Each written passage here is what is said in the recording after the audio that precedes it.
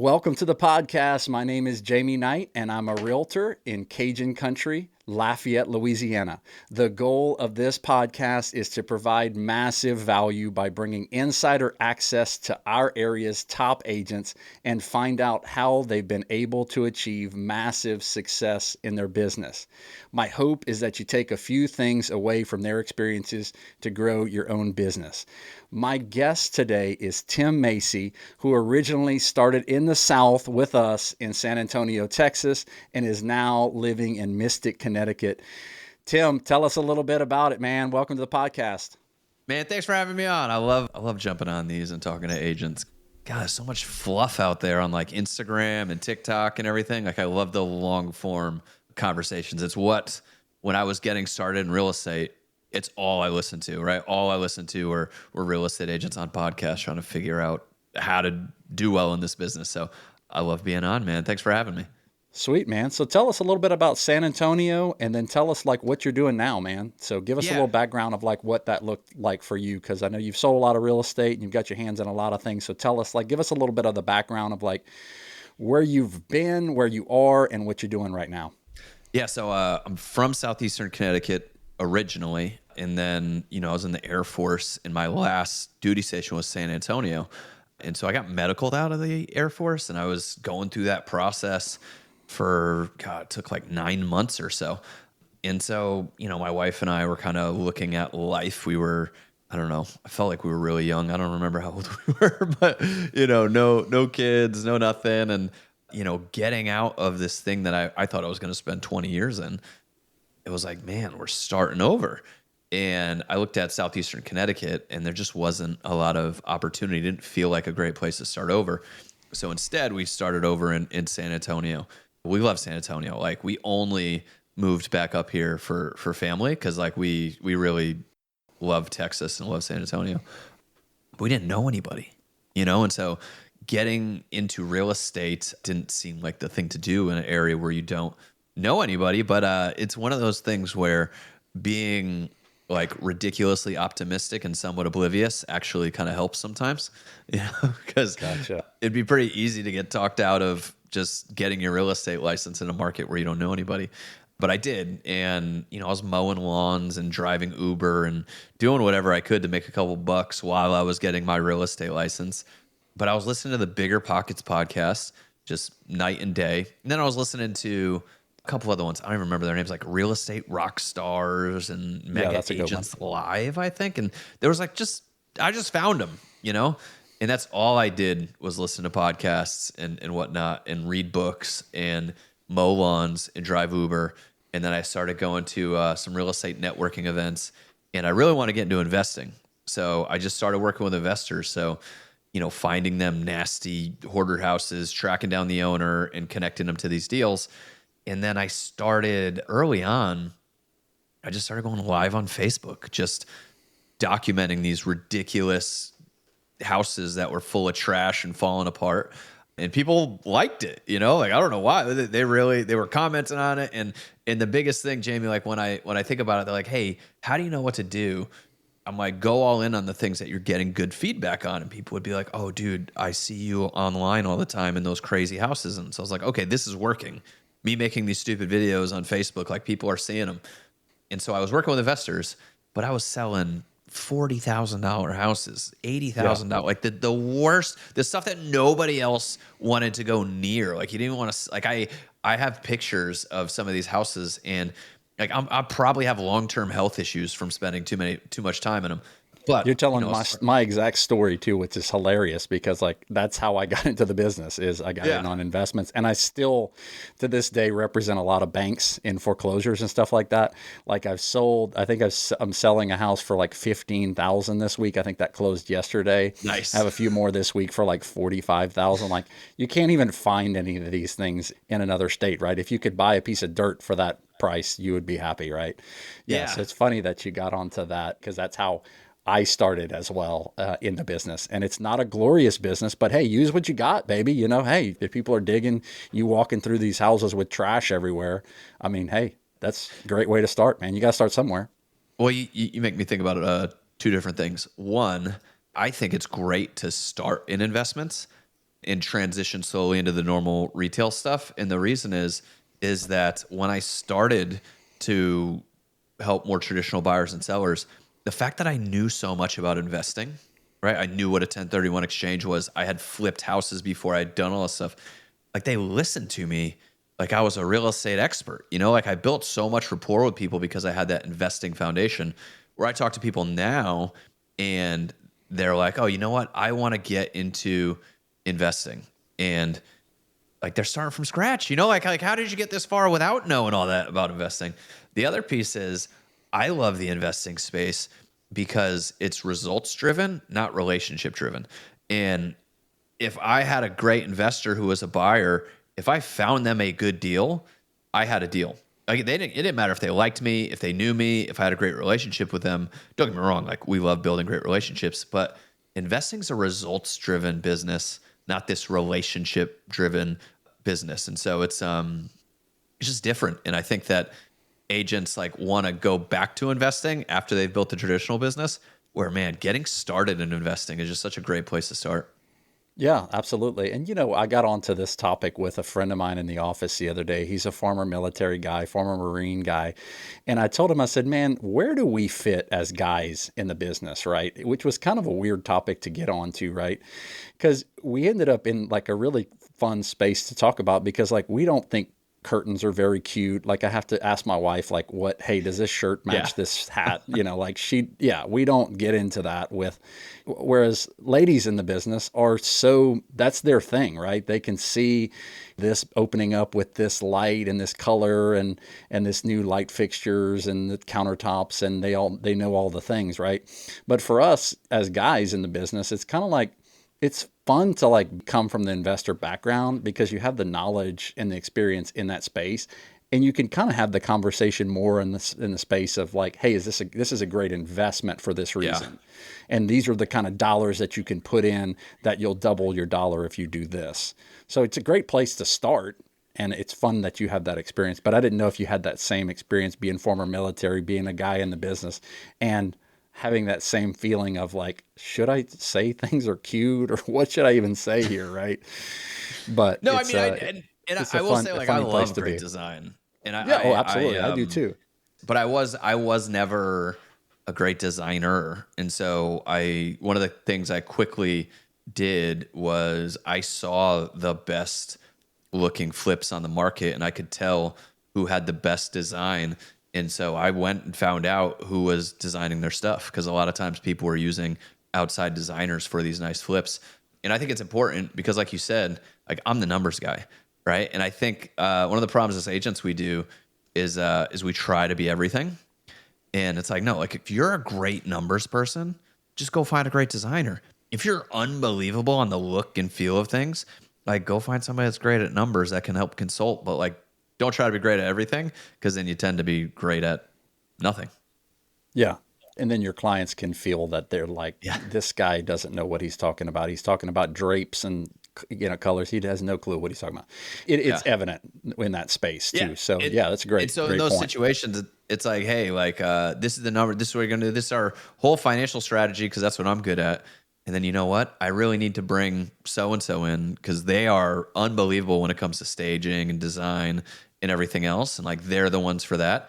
People will respect you more for having a great resource than trying to like fumble through it yourself. I love that. So one thing that I think is interesting too about, we're both with Real Broker.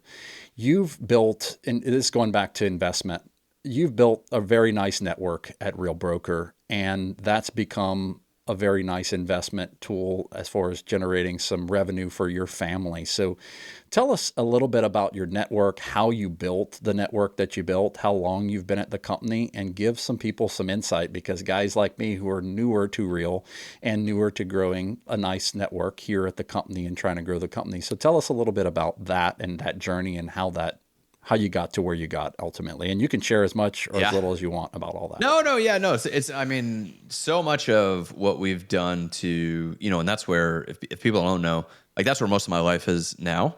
I started mowing lawns, driving Uber, selling $40,000 houses, to now running an organization of thousands of agents across the country. So it is kind of fun to like look back at that progression. And the other thing, Jamie, is like I'm a pretty normal person. Like Yeah. like I joke, but like I'm a pretty mediocre guy. Like I think one thing I've done well is be able to latch on to really smart people, because most of the time these rooms I go into are with a lot smarter people, and I'm just trying to pull out whatever knowledge from them I can. And when I look at how I grew the agent side of the real estate business, so much of it is how we grew the production side of the business, where early on in the game, I had buddies on the East Coast because I'm from here, and they had a 5 a.m. call. So every morning on the East Coast, 5 a.m., they would do this 5-minute phone call. They would call in, somebody would lead the call for 5 minutes, and they would hang up.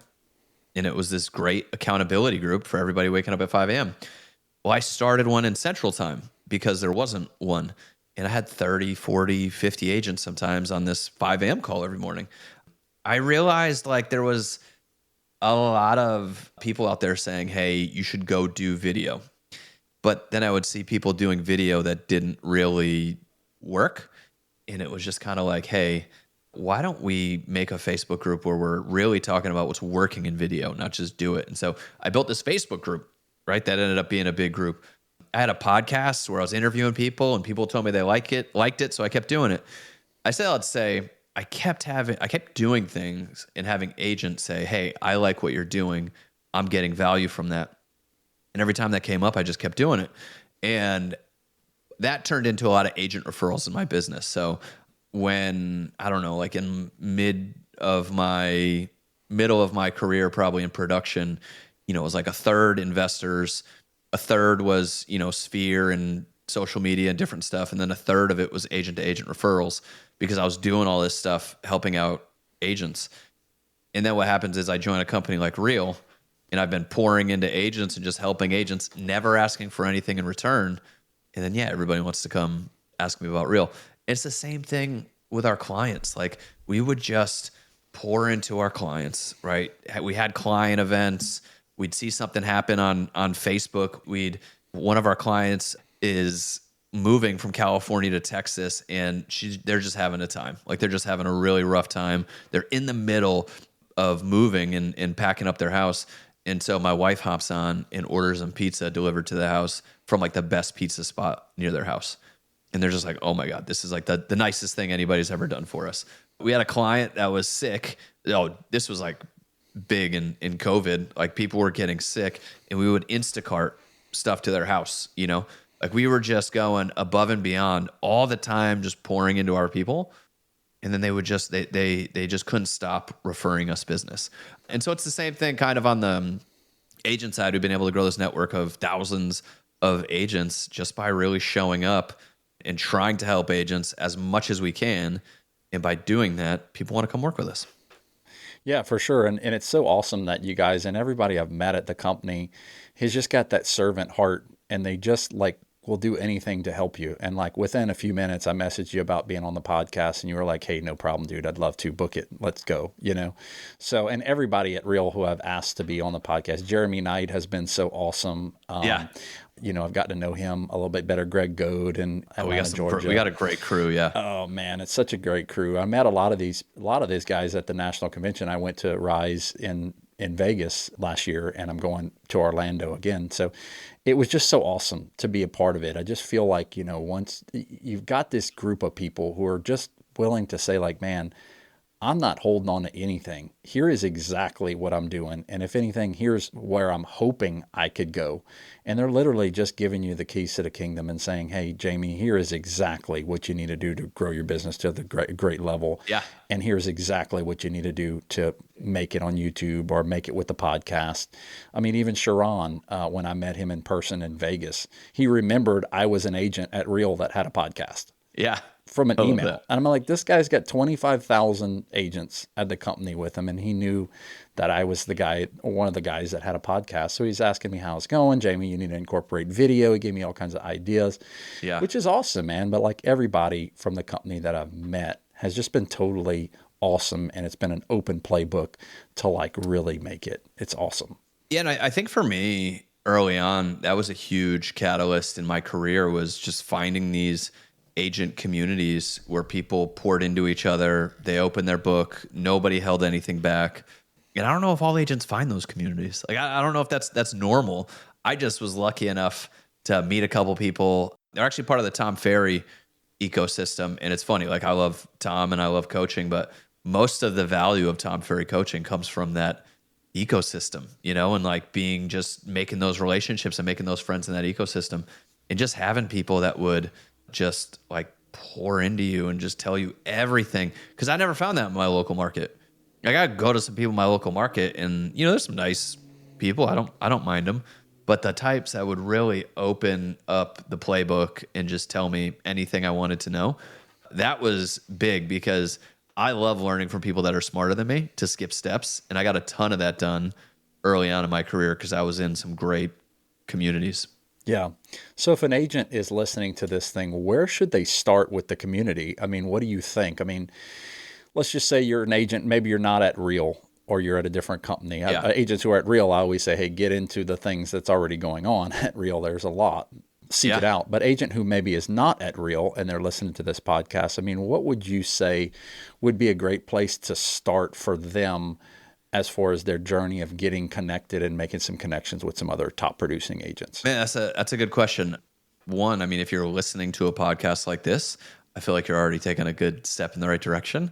But I could tell you, like, you listen to a podcast like this, you actually reach out to the person if they kind of resonated with you. You know what I mean? And so my buddy Trey Serrano, who you should check out in San Antonio, Texas, he's runs a great team, the Cavalry Group, former police officer, one of my really good friends. He heard me on a podcast. Heard I was in San Antonio, messaged me and was like, hey, can you meet up? I was like, sure. And now we're very good friends and we built a very large business together. And I mean, amazing. But he listened to a podcast and actually took the next step of reaching out to the person that he heard on the podcast. And so like, I think most people probably just aren't taking enough at bats. Like there are probably people out there, they're like, oh, I would love to connect with so-and-so. And you're just not. And I think that, don't get me wrong, you have to be cognizant of people's time. Like honestly, where I'm at now, I get people that hit me up all the time. And I could just tell they just want my time. And I'm like, oh man, like I don't have it, unfortunately. Like when I think about my journey and what I think about works for a lot of people is I like having two people that are ahead of me. I like to have like two kind of relationships, and we throw that word mentor around a lot, but I mean, I just have relationships that end up being mentorship relationships with two people that are ahead of me. I've probably got a tight circle of 4 people that are in a similar place that I'm at, and we have similar places that we want to get to. And then I usually have 2 or 3 people that I'm mentoring and that I'm pouring into and bringing along. And I think that's important on your journey to have a couple people ahead of you, a couple people around you in a similar place with similar goals, and a couple of people you're mentoring on the way up. Yeah, dude, I love that, man. That's great. You and Katie Day are putting on this awesome conference coming up, and I'll let you promo it a little bit and share a little bit of insight on it, because I told you, I said, man, one thing we got to talk about is Rev B, or I guess give us a little bit more of the background on like what that looks like. Yeah. So Rev B is a real estate video blueprint. And again, I mean, it just came from this idea that I'd go to these conferences and they would say, you need to do video. And then maybe they'd have somebody that like did videos and sold a bunch of houses. And then I have a heart for people that take action. Like I love people that take action. I will show up and help people that take action every day of the week. And what's interesting is people would go to a conference and then they would go do video and they would spend time and resources on it, and it wasn't generating them any business. And so I was just obsessed with what tactics and strategies were actually generating business, because I've got friends with 100,000 followers and going viral and not making a penny in commission. And then I have people with 500 followers that are like closing 10 deals a year from it. And I just kind of get obsessed with what's the difference there, like what works, what's going on. And kind of goes back to what I was saying before. Like I like filling a need. Like I don't like just doing something to check the box. Like if I do something and I feel like I'm filling a need, I do a lot more of it. And what we found was like we did a small event on video, and people are like, oh my God, this is the best thing I've ever, this is great. And it's like, oh, okay, we should do more of this. And so then we decided we're going to do a little bit bigger event. So it's 200 people in our first year. And I'm not just tooting my own horn here, but like people loved it because all we did was really focus on what works, why it works, how to do it. What works, why it works, how to do it. And we just brought up like all the best people that we could to do those examples. And it was great. And so now we're in our fourth year. It's bigger, it's better. We got amazing people from across the country. The biggest thing that Katie and I obsess over every year is trying to limit the friction to execution, because I don't want people to leave there and then not do anything and not take action. And so everything that we do, like our speakers that come in, they're also providing like separate resources of videos of how they do their content, and really just trying to make execution as easy as possible. So that's April 24th and 25th in San Antonio. Dude, love that, man. And I'm trying to make it, man. I'm going to see if I can make it out there. I'm Make it excited happen, to man. see. We'd Yeah, love man, to have you. Yeah, that's Festival International Week over here in Louisiana, so it's a big week. But we'll see about maybe making that happen. So excited to maybe see if I can connect with you guys. It sounds awesome. And one of the commitments that I made at the national conference was to get more on video, right? And try to do that. And we've been doing a daily reel on Instagram and those kind of things, just giving some love to agents, giving some encouragement, telling cool stories, and trying to give back to agents every day. So, I mean, that's the plan. So, Jamie, one thing I would say, that this is probably a good example, right? Like you're getting out there, you're doing it. I think I love the YouTube formula. And so the YouTube formula is almost my life formula, but it's try, fail, analyze, adjust. And I think that a lot of agents, like, they're like, okay, I'm going to get out there. I'm going to start doing videos. And so you're doing stuff. And a lot of people, it's hard to get them to go make videos. And the reason why I like that formula is because you're trying things with the acknowledgement that you're going to fail the first time around. And so, you know, I tell people to call their sphere, and it's like, yeah, look, you're going to make 10 calls to your sphere and 8 of them aren't going to answer. 2 of them are going to pick up and they're going to be annoyed that you called them. And you're going to be like, oh my God, this doesn't work.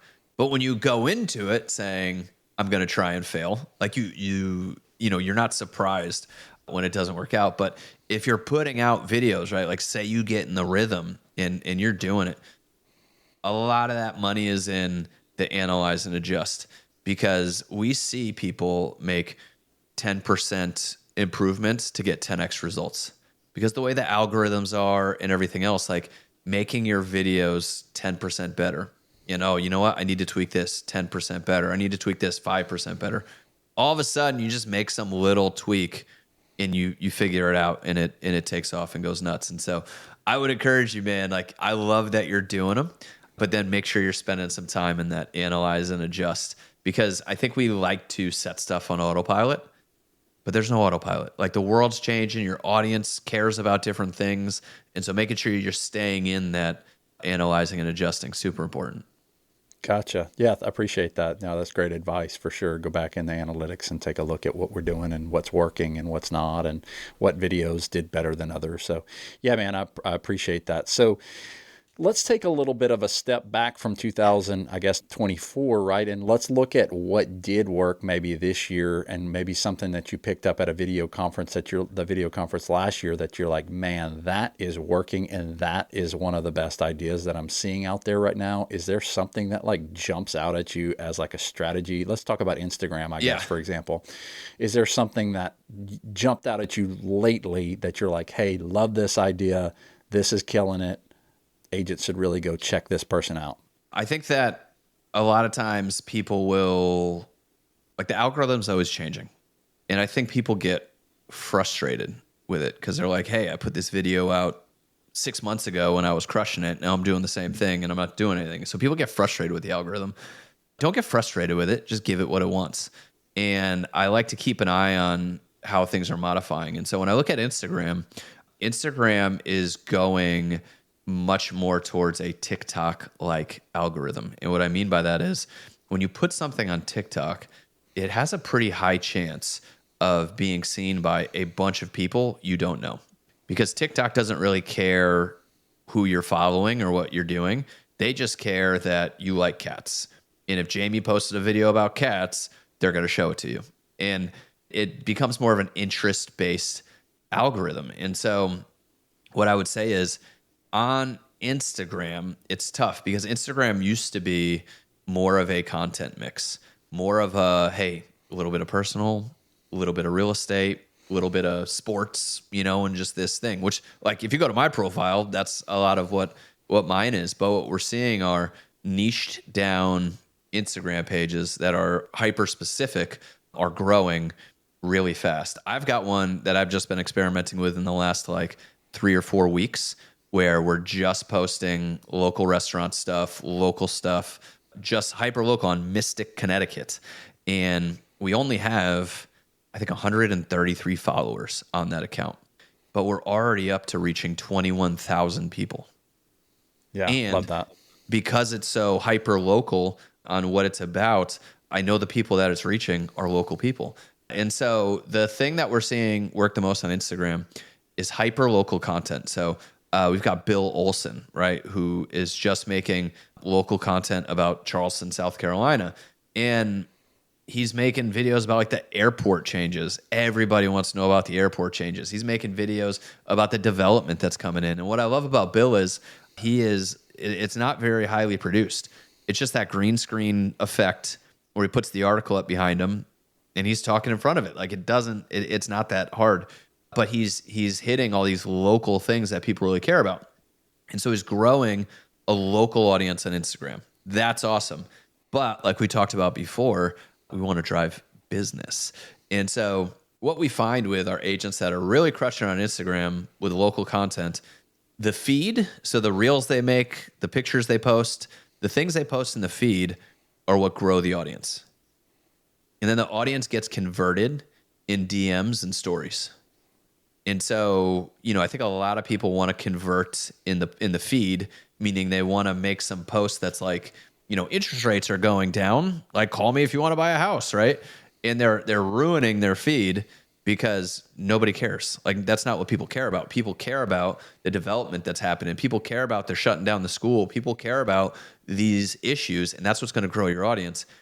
And then in your stories, you get to say, hey, out looking at this house. In your stories, you get to say, doing equity updates for my clients, and one of my clients added 180,000 in the last 2 years. Do you want an equity report? Yes. Heck yes. Oh yeah. Those are your 3 options. People hit on it. People click it. And guess what? That's your opportunity to go engage and talk to them. The other piece is, hey, town meeting. So this is what Bill's going to go over at RevB. What he does is he takes the transcript from the town meeting. So the boring, crazy, boring zoning meeting that probably goes 3 hours that nobody wants to listen to. He puts it into AI, and AI tells him the important parts of it. So now he's got the bulleted list. And so he'll figure out, oh, you know what? This is the thing to make the content about. So he'll go make the local content about that one important thing that happened at the meeting. So he'll make the video about that. It'll go bananas. Everybody's got an opinion. Because guess what? Nobody reads the news and nobody goes to the meeting. And so they're coming to your page to get their local information. And then he can use ManyChat and have something like, I'm sure you guys have seen this, where it's like comment warehouse for the details on the whole meeting, or comment zoning to get all the details on the zoning meeting. And so people are commenting, and then he can do one of 2 things. He can set up an automation where it automatically sends them a link to the ChatGPT document that lays out the main key points, or he can automatically send them a link that's somewhat of a squeeze page that captures their information in exchange for the list. And so by doing that, he's building this big local audience, right? Big local audience. And through ManyChat in the comments and the stories, he's building his database. Because if all we ever build is an audience, we tend not to get any business. Like, we have to build an audience that converts into our database, and our database converts into clients. Love that. Yeah, his content is awesome. I started following him after I saw him on Agent Tactics with Jeremy Knight. Yeah, I've been kind of watching his posts every week, man. It's awesome. I did one locally too about a movie theater closing down and getting torn down, and they're going to be, doing this different development thing. And it killed. It was just like one idea I picked up. Let me just try it, local content or whatever. And it works, man. It's awesome. So yeah, that was a great strategy. And that's definitely something that's working right now for sure. Well, in the other caveat there, Jamie, it's like if you're jumping on Instagram and making content, like adding value to agents, right? And then you're on Instagram and you're making content that's adding value to your local area, Instagram's kind of confused. Well, it was right? two different pages. It's two different pages. So, that I have. okay, good. Yeah, for sure. But what I do love about it is that now with that collab feature on Instagram, you can make your local page. And so Ken Pozek is like the OG goat of YouTube, social media in general. Like he's doing it at such a high level. He's built out the Orlando Reel, which is like this local news source. And then he's got his Ken Pozek, the real estate agent page. And so when he does something on the Orlando Reel, you can just collab as personal. And so people are there getting the local news and they're like, man, who is this guy? Boom, his profile's right there. So I was never, the last 9 years of doing this stuff, it was always like, guys, don't get distracted with trying to build 2 Instagram pages. It's hard enough to build one, but now with that collab feature, you can really niche down and have a local news page, right? He even now has like a local theme park page, right? For Orlando. He's got all these local niches because you can collab people and push them back to, the place you want them to go to. Yeah, I love that idea. Well, Tim, we're getting kind of close on time, and I want to be respectful of your time because I know you got a lot of people that want to be on the call with you. So I'm going to basically set it up like this. At the core of the podcast, our goal is to encourage agents and to help them grow their business. Speak to an agent who may have had a tough 2024 and they're off to a slow start in 2025, and they're looking to grow their business from somebody who's been able to achieve big things in the real estate business. So, Tim, what kind of encouragement are you telling that agent? And then we'll close it out. Yeah, I think work-life balance is total crap. My whole life was my work, and because of that, my work has given me a great life. And if I was a newer agent right now, every single thing I listen to in the car is a podcast. I didn't listen to music for years. I'm reading the books. I'm doing the work. There's no way around it. Like, you go do 4 open houses a week, you are gonna figure out how to get business. And I think that we're all looking for the right way when in actuality, like, it's just doing the work. And you're not gonna know how to do everything. But the most successful people that I know and that I've been able to like become successful with didn't know how to do it, but they did it anyways. They didn't know how to do it, but they did it anyways. Like, I just invested in a big warehouse in Dallas, a $20 million project or something. Huge, ridiculous, right?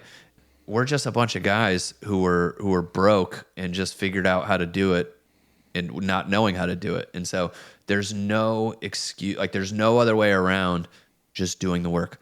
Make the calls, screw them up, figure out how to do them better, make them again.